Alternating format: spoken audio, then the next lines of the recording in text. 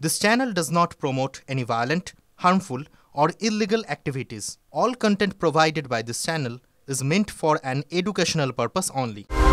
চূড়ান্ত প্রস্তুতি শুরু হয়েছে দীঘায়। জগন্নাথ মন্দির নিয়ে নতুন কোনো ঘোষণা হবে কিনা সেদিকেই তাকিয়ে রয়েছেন জেলার মানুষ।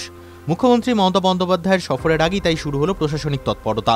সোমবার সকাল থেকেই সেই ছবি দেখা গেল সৈকত শহরে। পূর্ব মেদিনীপুর জেলা সফরে যাচ্ছেন মুখ্যমন্ত্রী।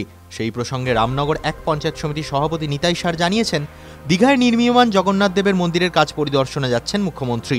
পাশাপাশি দানা ঝড়ের প্রভাবে দীঘার সমুদ্র সৈকতে কী পরিস্থিতি তৈরি হয়েছে সেটাও খতিয়ে দেখবেন তিনি।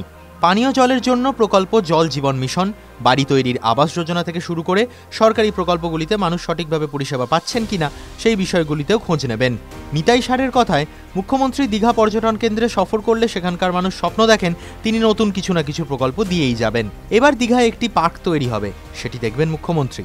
সমস্ত বিষয় দেখার পরে দীঘা জগন্নাথ মন্দির সর্বসাধারণের জন্য কবে খুলে দেওয়া হবে সেই বিষয়টিও ঘোষণা করবেন বলে অনুমান করা হচ্ছে। এখনো পর্যন্ত যা জানা গিয়েছে, মঙ্গলবার দুপুর 1:30 দীঘায় যাবেন মমতা। আকাশপথে হেলিকপ্টারে যাবেন তিনি। নিউ দীঘা থেকে সড়কপথে ওল্ড দীঘা আসবেন।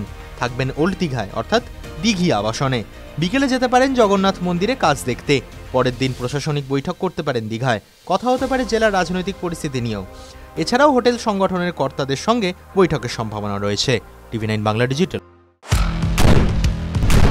আপনার সমস্যা, দিনে দুপুরে ডাকাতি করে আপনাদের কোনো অসুবিধা, বাড়িতে থাকতে পারছি না, ঘটনা হোক বা দুর্ঘটনা, বিস্ফোরণ স্থলের একেবারে কাছে ব্যানারগুলো খুলে ফেলা হচ্ছে, রীতিমতো ভবিষ্যৎ হয়ে গিয়েছে। স্টুডিওয় নয়, সোজা দুটি হটস্পট থেকে আমি শর্মিষ্ঠা। দুটি নৃশংস হত্যাকাণ্ডের অভিযোগ উঠে আসছে। শুধু আপনার কথা, শর্মিষ্ঠা মানে খবরের হটস্পটে আপনাদের নিয়ে যাবে। হটস্পট সোম থেকে শনি সন্ধ্যে 7:30টায় টিভি9 বাংলায়।